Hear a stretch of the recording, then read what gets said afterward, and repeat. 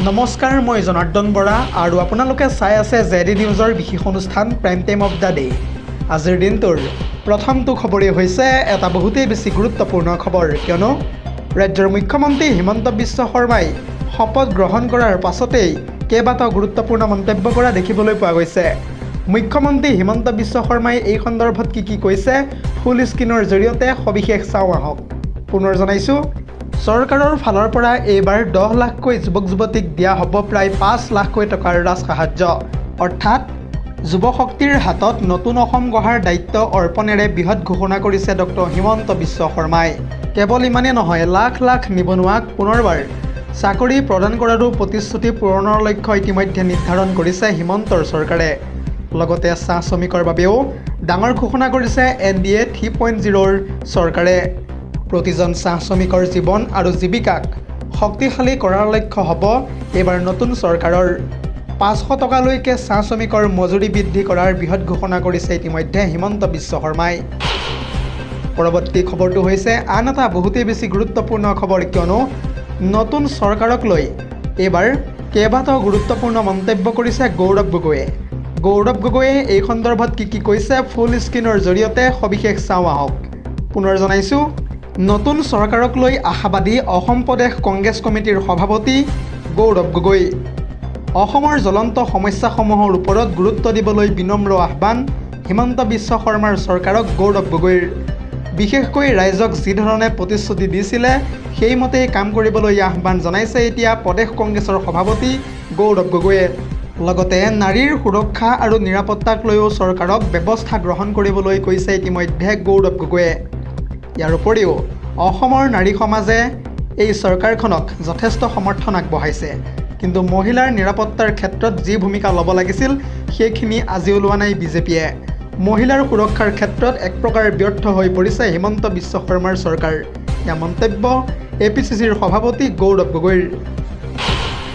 পৰৱৰ্তী খবৰটো হৈছে আন এটা বহুতেই বেছি গুৰুত্বপূৰ্ণ খবৰ, কিয়নো উচ্ছেদ অভিযানক লৈ পুনৰবাৰ সৰব হৈ উঠিছে মুখ্যমন্ত্ৰী হিমন্ত বিশ্ব শৰ্মা।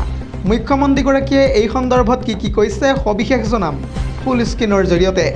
পুনৰ জনাইছোঁ, HBS 2.0ৰ লগে লগে আহি গ'ল চৰকাৰৰ বুলডজাৰ একশ্যন 2.0।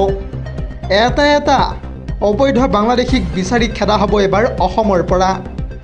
মিয়া বাংলাদেশীৰ ইতিমধ্যে যিহেতু এখন বিশেষ তালিকা প্ৰস্তুত কৰা হৈছে, ৰাজ্যত পুনৰ চলিবলৈ গৈ আছে সৰ্ববৃহৎ উচ্ছেদ অভিযান। 13 মে'ৰ পুৱাৰে পৰাই ৰাজ্যত চলিব যিহেতু বৃহৎ উচ্ছেদ অভিযান। অসমত কোনো এটা অবৈধ বাংলাদেশীক এতিয়াৰে পৰা থাকিবলৈ দিয়া নহ'ব। কি উজনি, কি নামনি, কি মধ্য অসম, সকলোতে চলিব বৃহৎ একশ্যন। 24ৰ বিধানসভা নিৰ্বাচনত বৃহৎ জয়ৰ পাছতে বাংলাদেশীক এনেদৰে এতিয়া সকিয়নি প্ৰদান কৰিছে ডক্টৰ হিমন্ত বিশ্ব শৰ্মাই। কেৱল অসমতেই নহয়, পশ্চিমবংগ আৰু ত্ৰিপুৰাতো চলিব বিশেষ অভিযান। মিয়া বাংলাদেশীক এনেদৰে এতিয়া কেইটিমান মুহূৰ্তৰ পূৰ্বে পুনৰবাৰ স্পষ্টভাৱে হুংকাৰ প্ৰদান কৰিছে হিমন্ত বিশ্ব শৰ্মাই। লগতে সীমান্ত সুৰক্ষাৰ ক্ষেত্ৰতো অধিক কঠোৰভাৱে তৎপৰতা আগবঢ়াইছে এতিয়া হিমন্ত বিশ্ব শৰ্মাৰ চৰকাৰে। ইয়াৰ উপৰিও বাংলাদেশ সীমান্তত কাঁইটীয়া তাঁৰ সম্পূৰ্ণ কৰাৰ কথাও ইতিমধ্যে উল্লেখ কৰিছে ডক্টৰ হিমন্ত বিশ্ব শৰ্মাই। অসমত অবৈধভাৱে বাস কৰা কোনো লোকক চিনাক্ত কৰি বাহিৰ কৰি দিয়া হ'ব এইবাৰ অসমৰ পৰা। আইনগত প্ৰক্ৰিয়াৰে বাংলাদেশলৈ এইবাৰ এটা ম্যাগ ধৰি পঠিয়াই দিয়া হ'ব অসমৰ লগতে পশ্চিমবংগ আৰু ত্ৰিপুৰাৰ পৰাও। এয়া মন্তব্য হিমন্ত বিশ্ব শৰ্মাৰ। পৰৱৰ্তী খবৰটো হৈছে আন এটা বহুতেই বেছি গুৰুত্বপূৰ্ণ খবৰ, কিয়নো নগাঁৱৰ মৰিকলঙত যি সৌসিদিনা ভয়ংকৰভাৱে ডকাইতি কাণ্ড সংঘটিত হৈছিল আৰু সেই ঘটনাটো সংঘটিত হোৱাৰ পিছতেই অসমীয়া যুৱ মঞ্চৰ ফালৰ পৰা কেইটিমান মুহূৰ্তৰ পূৰ্বে কেইবাটাও গুৰুত্বপূৰ্ণ মন্তব্য কৰা হৈছে আৰু এই সন্দৰ্ভত সবিশেষ জনাম ফুল স্ক্ৰীনৰ জৰিয়তে। পুনৰ জনাইছোঁ, মিয়া মানেই হৈছে চোৰ ডকাইত। গাড়ী চোৰৰ পৰা নকল সোণ, নকল টকা সকলোতে জড়িত আছে মিয়া। ধৰ্মৰ প্ৰতি আমাৰ কোনো আক্ষেপ নাই, কিন্তু মিয়াই কাক বদনাম কৰিছে এবাৰ হ'লেও ভাবি চাওক। এই মিয়া প্ৰীতি সকলোৱে পাৰিলে ত্যাগ কৰক।